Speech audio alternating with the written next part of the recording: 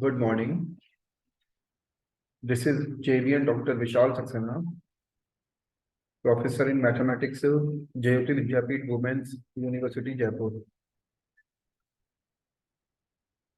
Today I am going to take a lecture on the module on the topic of linear programming. And this module is just an introductory part of this model, linear programming model. This linear programming model is a very important part of the subject course operation research, and operation research is a very important part of subject mathematics, and as all we know that this subject is used in various programs, and this is a very important subject and having the many applications in different fields like agriculture, like engineering, management, business, commerce, and so many different fields in which the linear programming model is having the applications. So this model of linear programming is just deals with the problems where the objective function and the constraints are in the linear form, and these linear objective function and the with linear constraints are solvable by the various methods, and this will be useful for the various like fields. So the whole concept of linear programming we are going to discuss in the today's lecture, and for this we are sharing some slides.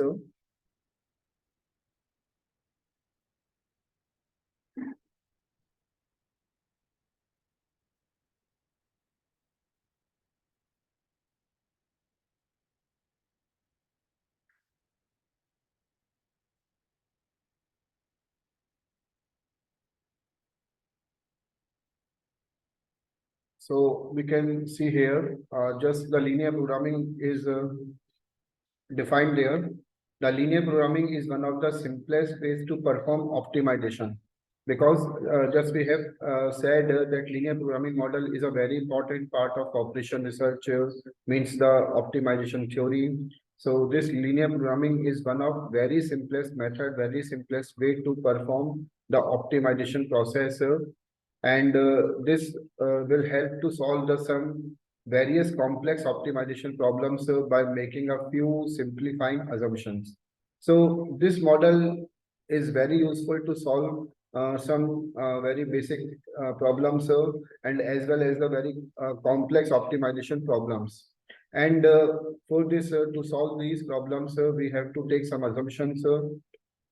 Linear programming technique is a simple technique where we depict complex complex relationship through the linear functions and then find the optimum points. So in this model, in this technique is a simple method where we just depict complex relationships through the linear functions like the constraints and the objective functions, and then find the optimum points. The real relationship might be much more complex, but we can simplify them to linear relationships. So the relationships might be very complex, but we can simplify them to linear relationships, and we can solve the linear equations, the linear problems in this model. So in this model, first we are going to define some basic concepts, the basic definitions, and first we are taking the parts of components. This linear programming problems or the linear programming model is having some components like the decision variable. Decision variables means the variables which decides the problem and which just gives the optimum value for the objective function. Now next is objective function. Here we have to define one more thing, very important definition, that is called objective function. This objective function means it is a function which is just to be optimized in our problem, maybe for the maximization or the minimization type of problem. Next is data. The data given, just the given data are to be transformed into the our uh, model, mathematical model, and then we have to solve this mathematical problem using the various methods we can solve. And next is the restrictions or the constraints. So next is constraint means here the constraints means are the conditions which are given for the our problem, and these constraints like maybe in the equal means just in the equation form or in the inequation form, and these constraints are very important part of the problem, because on these constraints the problem is problem depends there. Now, next is objective function. The objective function is a function which is either maximized or the minimized in a linear programming problem. So the objective function means that is the main function for which the problem is to be maximized or the minimized. So this is called the objective function. And next is the profit or the gain over the cost coefficients. The coefficients of the variable in the objective functions.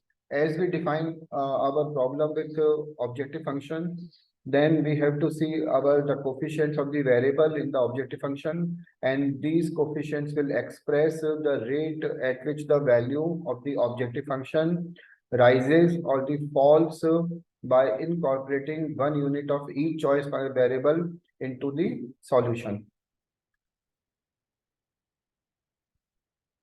Now next is the constraints. Constraint means these are also known as restrictions for the our linear programming model, and there are several limitations imposed on the maximization or the minimizing procedure.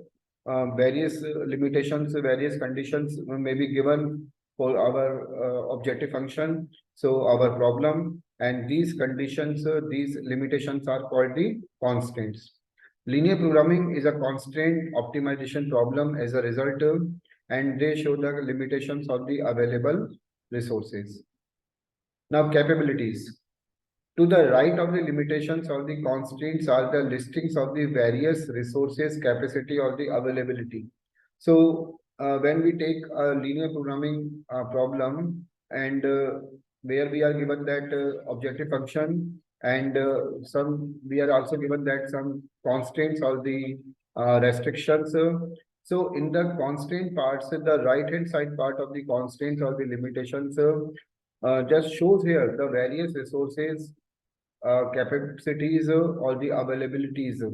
So these are the availabilities for our just problem, or maybe called capacities for our problem. Non-negativity condition. So the variable value should be positive or zero. It should not be a negative value. So in a linear programming model, the variables means the decision variables must be only positive or maybe zero, but the limitation is there that these variables must be not negative. So this is called the non-negativity condition. And now we can see this is the mathematical expression of a linear programming problem. Linear programming problem means that is a problem, just this can be generalized in this mathematical form and in this model. So here, how can this model, this like mathematical expression can be understood? So find the variables here. These are the some variables like x1, x2, x3, and till xn. So these are the some variables, and these are called decision variables that optimize. That optimize the minimize or the maximize a linear function. Means just these are the decision variables, and these optimizes our objective function. The objective function, as already we just explained, that this is in linear form, and this is objective function, and this objective function is optimized by our these decision variables. And this objective function may be like maximization form or the minimization form in the given problem. So just we can see here, z is equal to c1 x1 plus c2 x2 plus cn xn. and some subject to conditions are given that here. These conditions are called restrictions, and at the last we are having here the non-negative condition. That means that these are the variables x1, x2, x3, and xn that must be greater than or equal to 0. So here the objective function z is equal to c1 x1 plus c2 x2 plus cn xn. This is called the objective function, and that is to be optimized in our problem. And next, we are given that some like constraints. Constraints are given in that form, like a11 x1, a12 x2 plus a1 xn.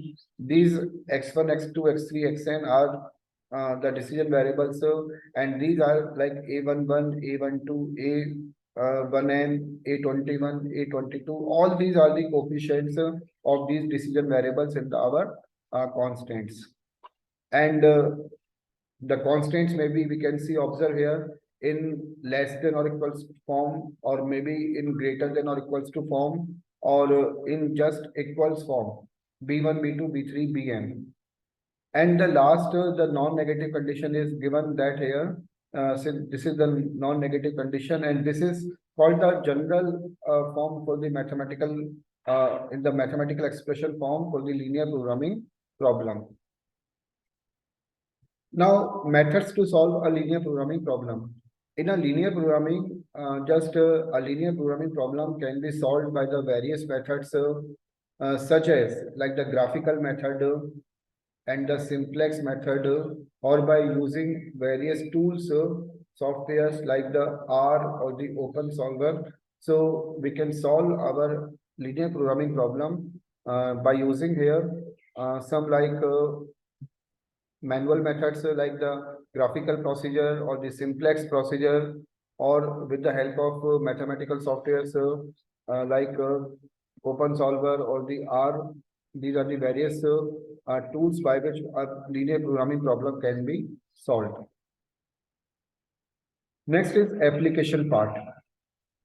In the application part of just we have explained that a linear programming is a very important part of this operation research subject for the optimization theory, and we are discussing about some important fields in which the linear programming model can be used, can be applied, like for the engineering.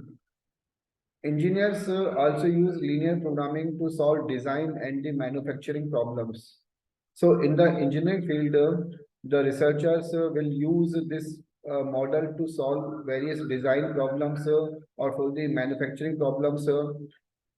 Like for example, in the airfoil meshes, engineering seeks aerodynamic shapes optimization, and this allows for the reduction of the drag coefficient of the airfoil. Constraints may include lift coefficient, relative maximum thickness, nose radius, and the trailing edge angle. So these are the like just some examples have been, these are the some examples in which the linear programming problem can be used or to solve these such problems. So linear programming is a very important part for the various kind of engineering problems and the other fields. Like such as one more field we are discussing about that, food and agriculture. Farmers apply linear programming techniques to their work by determining what crops they should grow, the quantity of it, and how to use it efficiently. Farmers can increase their revenue. So such kind of like problems which arises in our agriculture field, like such as what type of crop should be grown, and the quantity of it, and how to use a land efficiently, and what type of crops, what type of crop should be grow here, quantity related problems. So much more problems can be used, can be handled by this model. And if we use this model, then definitely it will increase our production in agriculture. Transportation optimization. Transportation systems rely upon linear programming for cost and time efficiency.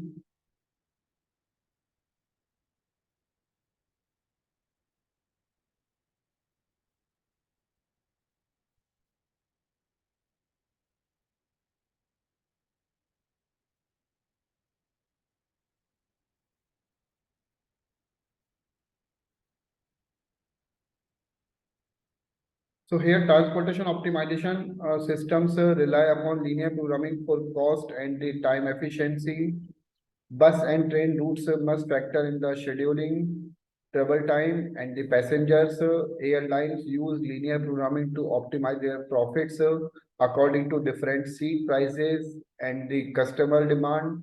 Airlines also use linear programming for the pilot scheduling and the routes. So just these are the various problems here in which the airlines or the different transports like bus or the train routes can be handled mainly for the minimization of time, for the minimization of the distance covered by the our transportation problem, and much more type of problems like the different seat prices can be handled by this model. And now we are going to discuss one more model here, like efficient manufacturing. Manufacturing requires transforming raw materials into the products that maximize companies' revenue. So it is a very important part because when we are discussing about the applications of our linear programming model, so just we can see in a firm, in a organization, the manufacturing will require transforming the raw materials into the products and that maximize the company's revenue, the company's profit. Each step of the manufacturing process must work efficiently to reach that goal. For example, raw materials must pass through the various machines for set amounts of the time in an assembly line to maximize profit. A company can use a linear expression of how much raw material to use. Constraints include the time spent on each machine. So, like in this way, this model will also be useful for the production or for the growth of the our like increase of our revenue in the production house, in the manufacturing units. In the energy industry, this model can also be useful. Linear programming provides a method to optimize the electric power system design. It allows for matching the electric load in the shortest total distance between generation of the electricity and its demand over time. Linear programming can be used to optimize load matching or to optimize cost, providing a valuable tool to the energy industry. So these are the such fields in which the linear programming model can be used. Now here, formulation of the problem. It's a very important part because a problem may be given in like the description form, and but linear programming model which can be handled by the various methods to solve the simplex method or the graphical method or by the any software method. So ultimately, first we have to convert our problem into the mathematical expression form, and then we have to solve it. So one example we are discussing about like how just we can convert a mathematical a problem into the mathematical form. Consider a chocolate manufacturing company which produces only two types of chocolates, A and B. Both chocolates require milk and choco only, and to manufacture each unit of A and B. So in this problem, we are given that the two different types of chocolates A and B are given. And to make these two chocolates A and B, these are the two different types of chocolates. And just to make these two chocolates, the milk and the choco will be required to make them. So to manufacture each unit of A and B, following quantities are required. Each unit of A requires 1 unit of milk and 3 units of choco. So for the 1 unit of the chocolate A, will require 1 unit of milk while 3 units of choco. And for the to manufacture 1 unit of chocolate B, we require 1 unit of milk and the 2 units of choco. The company kitchen has a total of 5 units of milk and the total 12 units of the choco.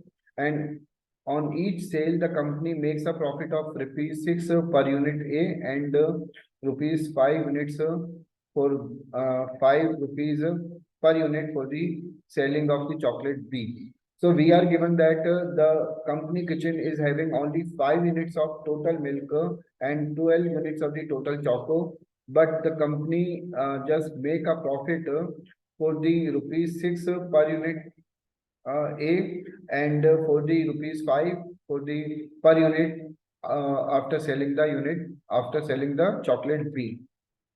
Now the company wishes to maximize its profit. How many units of A and B should it produce respectively? So in this question, we are given that the problem and just we are discussing about. So a table form is given. We have to make a table form and it is showing each and everything there. Like these are the two chocolates A and B, and to make these chocolates, milk and choco are required, and profit per unit. So ₹6 is the profit for the 1 unit of chocolate A and ₹5 for the 1 unit of chocolate B when we sell. So ₹6 can be earned for the selling of 1 unit of chocolate A, and for the ₹5 can be earned after selling 1 unit of chocolate B. Total availability of milk is 5 units and total units of choco is there 12. Let the total number of units produced of A be X, while the total number of units produced of B chocolate will be Y. So the total profit is, and we are denoting our total profit, and it is represented by capital Z. And the total profit the company makes is given by the total number of units of A and the B produced multiplied by its per unit profit of ₹6 and ₹5 respectively. So in this way, total profit of the company means it is given by the function Z, and Z is equal to 6x plus 5y, because 6 is the profit earned after selling 1 unit of chocolate A, and ₹5 is the profit for the 1 unit of chocolate B. And we have assumed that here X and Y are the respectively units of the chocolates for the chocolate A and chocolate B respectively. So this is our objective function, and this is to be optimized. This is to be maximized. The company will try to produce as many units of A and B to maximize the profit, but the resources milk and choco are available in the limited amount. So a limited quantity of chocolate will be ultimately produced for the both type of chocolates, and therefore the restrictions or we can say all the constraints can be given by here. One is X plus Y is less than or equal to 5, because X means the number of units for the chocolate A, Y is the number of units for the chocolate B, but the total addition of X and Y is less than or equal to 5, because 5 is the total number of units available for the milk here. So in this way, X plus Y is less than or equal to 5, and 3x plus 2y is less than or equal to 12, because each unit of A and B require 3 units and the 2 units of choco respectively, and the total amount of choco available is 12 units.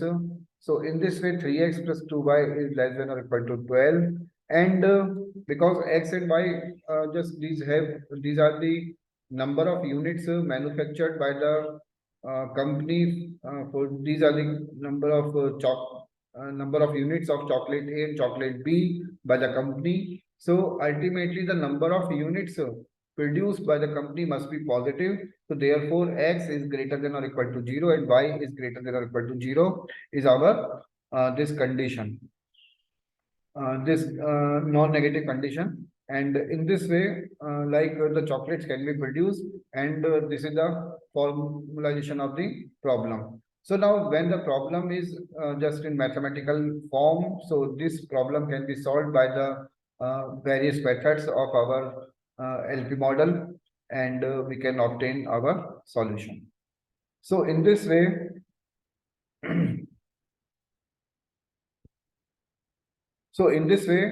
this linear programming model is a very important model, and it is important part of this subject operation research and the optimization theory. And this can be used for the various fields such as like business or the engineering, agriculture, food production, and many more different fields in which the linear programming model can be used, and we can just get our results with optimum value. So with this, I'm concluding my today's lecture, and thank you.